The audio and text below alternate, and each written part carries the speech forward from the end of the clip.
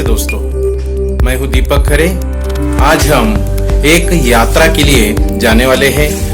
हिंदी के सुप्रसिद्ध लेखक विनय शर्मा, जो निबंधकार, व्यंग्यकार और वृत्तांत लेखन के चाहते माने जाते हैं, आज वो हमें एक यात्रा पर लेकर जाने वाले हैं। मैं तो उनके साथ गोवा घूमने के लिए जा रहा हूँ, तो क्या आप मेरे साथ गोवा घूमने के लिए आएंगे? ठीक है, तो चलो आज हम गोवा घूमकर आते हैं।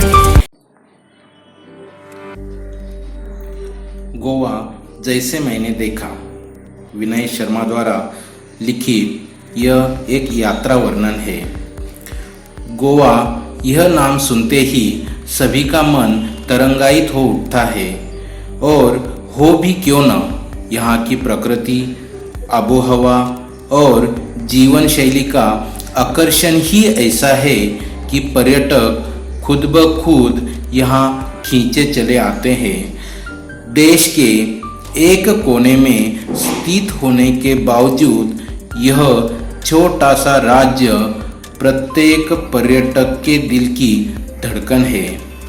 यही कारण है कि मैं भी अपने परिवार के साथ इंदौर से गोवा जा पहुंचा।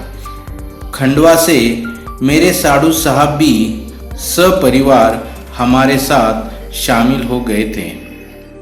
23 नवंबर को जब गोवा एक्सप्रेस मडगांव रुकी तो सुबह का उजास हो गया था। एक टैक्सी के हॉर्न ने मेरा ध्यान उसकी ओर खींचा और हम फटाफट उस टैक्सी में बैठ गए। टैक्सी एक पतली सी सड़क पर दौड़ पड़ी। शीतल हवा के झोंकों से मन प्रसन्न हो गया और यात्रा की सारी थकान मिट गई। मैं सोचने लगा कि पर्यटक का भी अपना ही एक आनंद है। जब हम जीवन की कई सारी समस्याओं से जूझ रहे हो तो उनसे निजात यानी आराम पाने का सबसे अच्छा तरीका है यह पर्यटन। बदले हुए वातावरण के कारण मन तरोताज़ा हो गया तथा शरीर को कुछ समय के लिए विश्राम भी मिल जाता है।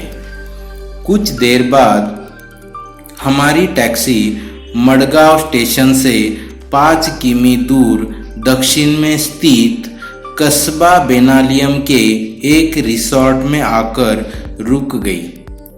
यह रिसोर्ट हमने पहले से ही बुक कर लिया था, बुक यानी आरक्षित। इसलिए औपचारिक खानापूर्ति कर हम आराम करने के इरादे से अपने अपने स्यूट में चले गए। स्यूट यानी कमरा, अपने अपने कमरे में चले गए।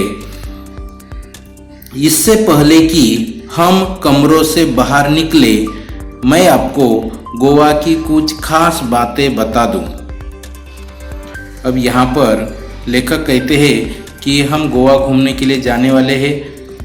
उस रिसोर्ट से आराम करके गोवा घूमने के लिए जाने से पहले ही लेखक गोवा के बारे में कुछ जानकारी हमें देना चाहते हैं। गोवा आखिर है क्या? आपको गोवा की कुछ खास बातें बता दूं। दरअसल गोवा राज्य 2 भागों में बटा हुआ है। एक है दक्षिण गोवा जिला और दूसरा है उत्तर गोवा जिला। गोवा की राजधानी पणजी शहर मांडवी नदी के किनारे पर स्थित है। यह नदी काफ़ी बड़ी है और वर्षभर पानी से भरी रहती है। इस नदी की एक विशेषता है। फिर भी समुद्री इलाका होने के कारण यहाँ मौसम में प्राय यानी हमेशा उमस तथा हवा में नमी भरी रहती है। शरीर चिपचिपाता रहता है, लेकिन मुंबई जितना नहीं, क्योंकि यहाँ का क्षेत्र हरितिमा से भरपूर है। हरितिमा यानी हरियाली से भरा हुआ है। फिर भी धूप तो तीखी होती है। यूं तो गोवा अपने खूबसूरत सफेद रेतीले तटों, तट यानी किनारे, रेतीले तटों, महंगे होटलों तथा खास जीवन शैली के लिए जाना जाता है। लेकिन इन सब के बावजूद यह अपने में एक सांस्कृतिक विरासत भी समेटे हुए यानी संभाल कर रखे हुए है। यहाँ की शाम बड़ी अच्छी होती है। लेखक कहते हैं कि गोवा की शाम बड़ी अच्छी होती है। तो चलो इस शाम का आनंद लेने के लिए बेनालियम बीच की ओर चलते हैं। अब हम लेखक के साथ गोवा को देखने वाले हैं। लेखक शाम के समय हमें बेनालियम बीच की ओर ले चल रहे हैं। आप भी चले, क्योंकि बहुत ही खूबसूरत तथा शांत जगह है यह बेनालियम। दिन भर की थकान तथा उमस भरी गर्मी के बाद शाम को बीच पर जाना बड़ा अच्छा लग रहा था। रिसोर्ट के बीच की दूरी कोई 1 किलोमीटर की ही थी, लेकिन जल्दी जल्दी चलने के बाद भी यह दूरी तय नहीं हो पा रही थी। अरब सागर यानी अरबी समुद्र देखने का उत्साह बढ़ता ही जा रहा था। तभी अचानक लहरों की आवाज सुनाई दी, जो किसी रणभेदी की तरह थी। हम सभी दौड़ पड़े। सड़क पीछे छूट गई थी, इसलिए रेत पर तेजी से दौड़ना मुश्किल हो रहा था। फिर भी धंसे हुए पैरों को पूरी ताकत से उठा कर भाग रहे थे। खूबसूरत समंदर देखते ही मैं उससे जाकर लिपट गया। इधर बच्चे रेत का घर बनाने में जुट गए थे। लहरें उनका घर गिरा देती थी, तो वे दूसरी लहर आने से पहले फिर नया घर बनाने में जुट जाते। यही क्रम चलता रहा। मैंने इन बच्चों से सीखा कि जीवन में आशावाद हो तो कोई काम असंभव नहीं है। शाम गहराने पर हम किनारों पर बैठ गए, मानो हर लहर कह रही हो कि बनने के बाद मिटना ही नियति है और यही जीवन का सत्य भी है। यहाँ एक मोड़ पर बैठ जाते हैं। यहाँ बैठे कुत्तों को इस बात का ही इंतजार रहता है, मतलब कब पंछी थककर किनारों पर बैठ जाए, इसी बात का इंतजार इन कुत्तों को रहता है। मौका मिलते ही वे इन पर झपट पड़ते हैं, मतलब कुत्ते उन पंछियों पर झपट पड़ते हैं। लेकिन बेचारे कुत्तों को सफलता कम ही मिल पाती है। पंछियों का बैठना, कुत्तों का दौड़ना और पंछियों का टी कर उड़ जाना, यह दृश्य सैलानियों का अच्छा मनोरंजन करता है। सैलानी यानी पर्यटक, इनका अच्छा मनोरंजन करता है। इधर जैसे ही सूर्य देवता ने विदा ली, वैसे ही चंद्रमा की चांदनी में नहाकर समुद्र का नया ही चेहरा नजर आने लगता है। अब समुद्र स्याह और भयावह दिखने लगा। अगले दिन हमने बस से गोवा घूमने की योजना बनाई। वैसे घूमने फिरने के लिए यहाँ बाइक आदि किराए पर मिल जाती है और उन पर ही घूमने का मज़ा भी आता है। लेकिन बच्चों के कारण हमने बस से जाना ही मुनासिब समझा। यहाँ सी फूड मतलब समुद्र से मिलने वाली खाने की चीज़ें, सी फूड की अधिकता होने के कारण शाकाहारी पर्यटकों को सुस्वादु भोजन की समस्या से भी दो चार होना पड़ता है। दो चार होना मतलब मुश्किलों का सामना करना। काफ़ी भटकने के बाद अच्छा भोजन मिल गया तो समझो किस्मत, और जेब भी ढीली हो गई। यह समस्या हमें पहले से पता थी, इसलिए हम अपने रिसोर्ट के स्यूट में उपलब्ध किचन में ही भोजन करते थे, मतलब भोजन बनाते थे। सबसे पहले हम अंजुना बीच पहुंचे। गोवा में छोटे बड़े करीब 40 बीच है, लेकिन प्रमुख 7 या 8 ही है। अंजुना बीच नीले पानी वाला, पथरीला, बहुत ही खूबसूरत है। इसके एक और लंबी सी पहाड़ी है जहां से बीच का मनोरम दृश्य देखा जा सकता है। समुद्र तक जाने के लिए थोड़ा सा नीचे उतरना पड़ता है। नीला पानी काले पत्थरों पर पछाड़ खाता है। पानी के काट काट कर इन पत्थरों में कई छेद कर दिए हैं, जिससे ये पत्थर कमजोर हो गए हैं।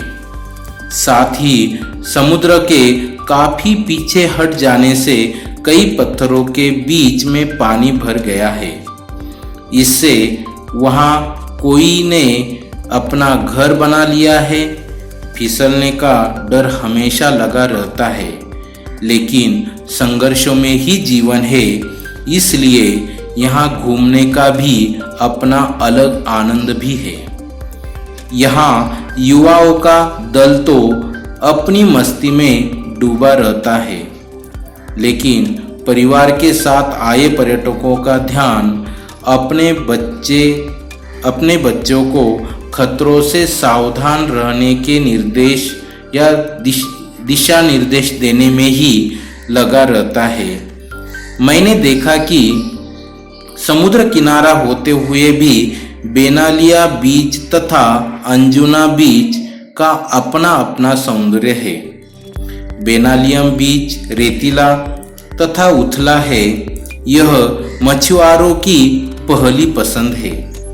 यहाँ सुबह सुबह बड़ी मात्रा में मछलियाँ पकड़ी जाती है, लेकिन मजे की बात यह है कि इतनी सारी मछलियाँ स्थानीय बाजारों में ही बेची जाती है। इसका निर्यात बिल्कुल भी नहीं होता है। इसके विपरीत अंजुना बीच गहरा और नीले पानी वाला है। यह बॉलीवुड की पहली पसंद है। यहाँ कई हिट फिल्मों की शूटिंग हुई है। दोनों बीच व्यावसायिक है, पर मूल अंतर व्यवसाय की प्रकृति का ही है। इसके बाद हम लोग दिन भर पणजी शहर, जो गोवा की राजधानी है, वो देखते रहे। घूम फिरकर शाम को हम कलिंगुड बीच पर पहुंचे। यह काफी रेतीला तथा गोवा का सबसे लंबा बीच है, जो 3 से 4 किलोमीटर तक फैला हुआ है। यहाँ पर्यटक बड़ी संख्या में आते हैं। यही कारण है कि यह स्थानीय लोगों के व्यवसाय का केंद्र भी बना है। यहाँ कई प्रकार के वाटर स्पोर्ट्स है, जिनमें कुछ तो हैरत अंगेज है। हैरत अंगेज यानी हैरान करने वाले, आश्चर्यजनक, जिन्हें देखने में ही आनंद आता है। आप भी अपनी रुचि के अनुसार हाथ आजमा सकते हैं। हाथ आजमाना, शामिल होना। मैंने कई खेलों में हिस्सा लिया, लेकिन सबसे अधिक रोमांचक पैराग्लाइडिंग में ही आनंद आया। काफी ऊंचाई से अथाह जलराशि को देखना जितना विस्मयकारी है, विस्मयकारी यानी आश्चर्यकारक है, उतना ही भयावह भी है। दूर दूर तक पानी ही पानी, तेज हवा और रस्सियों से हवा में लटके हम यानी मैं और मेरी पत्नी दोनों डर भी रहे थे और खुश भी हो रहे थे। डर इस बात का कि छूट गए तो समझो गए, और खुशी इस बात की कि ऐसा रोमांच दृश्य हमने पहली बार देखा था। सचमुच अद्भुत दृश्य था वह। हम यहाँ 4-6 दिन रहे, लेकिन हमारी एक ही दिनचर्या रही। सुबह जल्दी जल्दी उठना, फटाफट नाश्ता करना और दिन भर घूम फिर कर थक कर शाम को रिसोर्ट आकर थकान मिटाने के लिए रिसोर्ट के पूल में तैरना। एक दिन कोलवा बीच पर हमने बोटिंग का भी आनंद लिया। यहाँ हमने डॉल्फिन मछलियाँ भी देखी।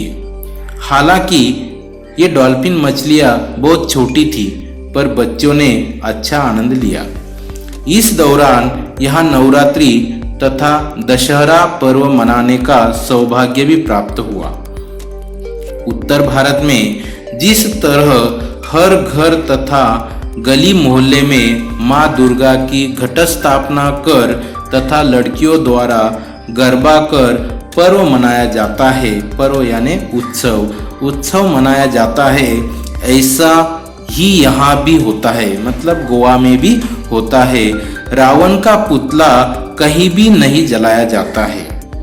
सुबह से लोग अपने वाहनों की सफाई कर उनकी पूजा करते हैं और शाम को भगवान की एक पालकी मंदिर ले जाई जाती है।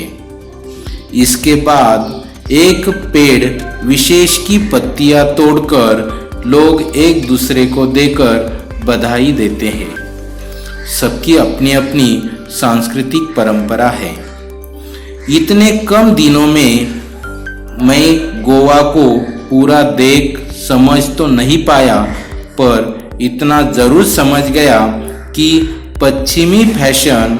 पश्चिमी यानी विदेशी फैशन और सभ्यता में रचा बसा होने के बावजूद यह भारतीय संस्कृति को पूरी तरह से आत्मसात किए हुए है।